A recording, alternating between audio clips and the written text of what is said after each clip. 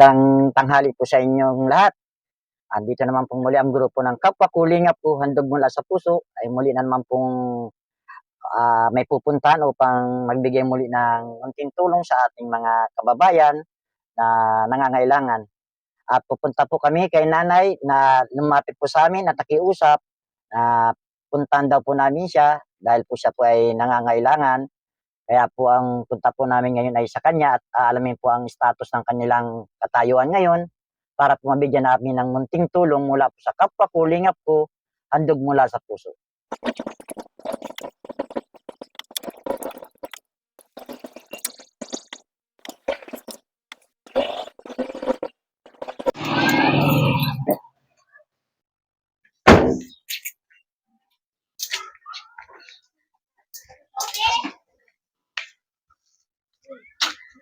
Dito po si nanay, nagsasampay.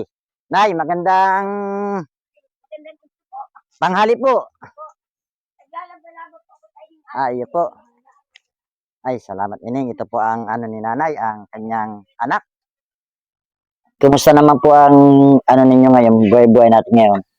Medyo may kahirapan po ang pamumuhay namin ngayon kasi po hindi na po ako nakakapagpunta sa palengke.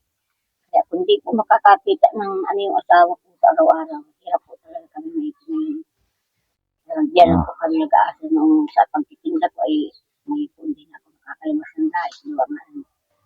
Hindi napapagod-pagod po ako. Ay para po akong babagsak at napipilay po itong kaliwa. Ano po pong ito. Maalis na po ng lakas. Tapos, yun na nga po. Nagtataga na nagkalitas nga yung kuryente namin, hindi nakakabalik. Kasi po... pinatulan din po. Opo, yung aral na po yan, nung pa po yung pag-lockdown. Hanggang ngayon po, hindi po nakakabit. Po, kasi nga, ang balik namin po, naputol naman ulit po kasi nga wala na po ako. Maibayad. Nakikita naman ang asawa ko, kakarkaunti lang sa araw-araw. Minsan nga po, wala. Hindi makapag-arawan yan. At wala naman kami sinasaka po sarili ay. Ay, ito pong lupa na tinatayo nyo sa inyo po ito, sarili nyo po. Government property. Government property po. Tagal na po ako dito sa lugar na ito. Oo. Ano siguro, mga 56 years old na po ako dito. Dito na po kayo talaga lumaki. Kaya lang po yan, ilog na yan, maliit na yan. Ay nagparagubuho na po ang panabi. Kaya nagliit po, kaya wala na kami mataniman. Okay po. Tapos mayroon naman nakiusap sa akin na makikira-tira. Isawa ko naman po, pinagbigyan ko. At siyempre katulad na rin baga naghihingi naman ang tulong. Pinagtira ko naman po dyan.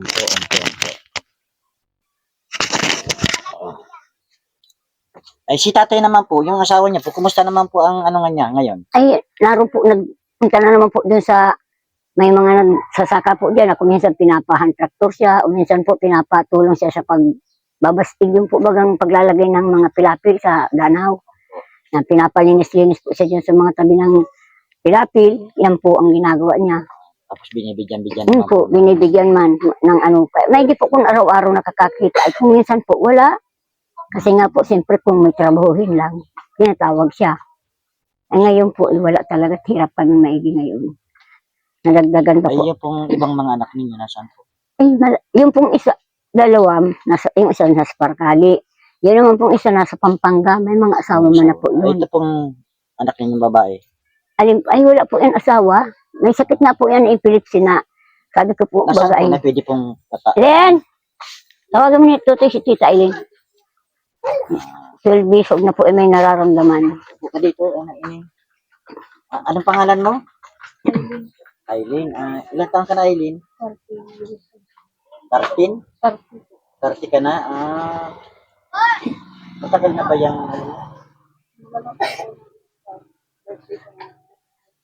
ano ba yung naging sakit mo? Anong nangyayari sa iyo? Anong nangyayari dito, nanay? Nahihimatay po siya. Nawalan po siya tapos nangingirinig po siya, natirigas ang buo niyang katawan.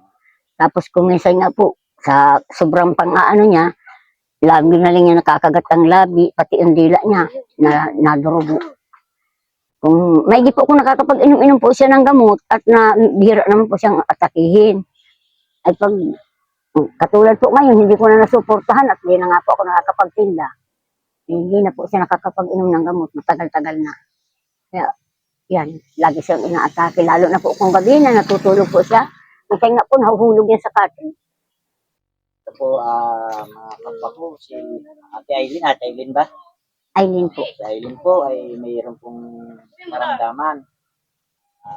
Siya po Yan, ay meron. nagme-maintain ka ng gamot, Aileen.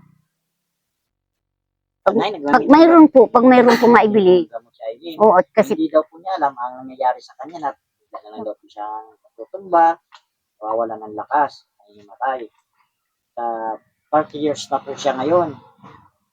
Ilan taon na po na yung nangyayari ang ganyan sa kanya? 12 years old na po. 12 years na. Kasi po mag-i-18 siya na magsimula yan. Wala ka naman nararamdaman sa katawan mo, ano? Aileen? Meron na po mga sakit na nangyayari sa akin. Tapos, pag may nararamdaman ka, bigla ka na naman yung matay, gano'n. May mga pagkain po sa kanyang bawal. Bawal po. Opo, kasi po yung doktor ng patikapan po. Lagi ko po yung pinatikapan noon. Kahit yung karning manok, bawal po sa kanya. Saka daw po yung super mamantika, bawal din sa kanya. Tapos yung mga maasim-asim, bawal din. Yun nga po, siguro ang namin po nararamdaman niya ay nagsisimula sa kanyang bituka. Kasi hindi po na normal ang menstruation niya minsan, mga 6 na buwan, hindi po dinadatnan. Kaya naawa nga po ako. Ang iniisip ko po kung sakaling wala na kami mag-asawa, paano na ito kawawa naman at wala po siyang makakasama ng ano. Ganun mga kapatid niya, maibigan kung nandito malalapit na malayo man.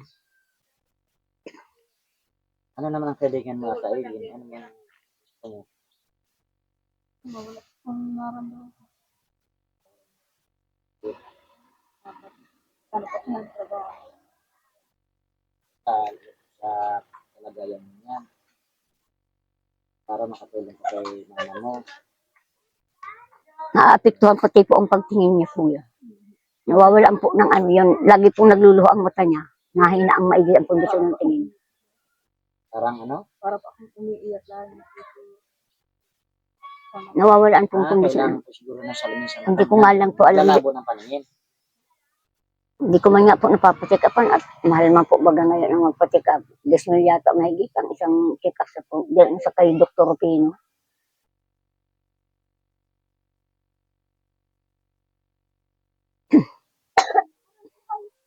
Ano lang yung ginagawa mo dito sa bahay? Kaya nga po wala akong gagawa dito. Kahit kasi kaso dito. Sinanay ko. Hindi ko po inaasahan na. At kung minsan po na alaman ko na lang dyan, nabagsak na lang bigla kuya kasi po na ano siya ay kumakahampas po ang ulo baga dyan kung saan saan na lang dyan sa siminto, kaya sa ano po. Nung yan po, naikwento ko na sa inyo na wala po ako dito, nagpunta akong dahit na nakakatinda-tinda pa ako. Nag-alam daw yung kapatid nito at nandiyan nagpapahinga man, sa bahay po na yan, ay para daw po may nagtampisaw sa ilog na malakas na malakas. May nga po at hindi siya nakatulog. Nang tanawin daw niya, naalaala itong kapatid, si Aileen, ay niya baka naglusong sa ilog. Siya nga po, ay nakalutang na po sa tubig walang malaya. Ay kung Ito na sana ito pagkabayan mo isa. siya na nga po, ang biling ko sa kanya, wag na wag po siyang magpupunta dyan at siyempre po baga kahit na wala siyang magawa, yun ang biling ko sa kanya. Diyan lang siya sa loob mag-ano-ano. At yan po masipag na bata talaga yan. Kahit po sa pag dito sa bahay, malinis yan. Kaya lang ngayon, sabi ko, bayaan mo na yan. At ako na lang, kung kaya ko, ako na lang ang gagawa. Huwag lang magparaan at kung makahampas ang ulo, lalong problema ay kung alaman namin po, bagay patay na siya dyan na nagkatikangkang. Kawawa naman. Si Aileen, hindi mo kayang panawagan sa ating kababayan, baka sakaling Ay kan tulong na tulungan ka na salita ka. mabigyan ka ng sapat na lakasan mo para marinig.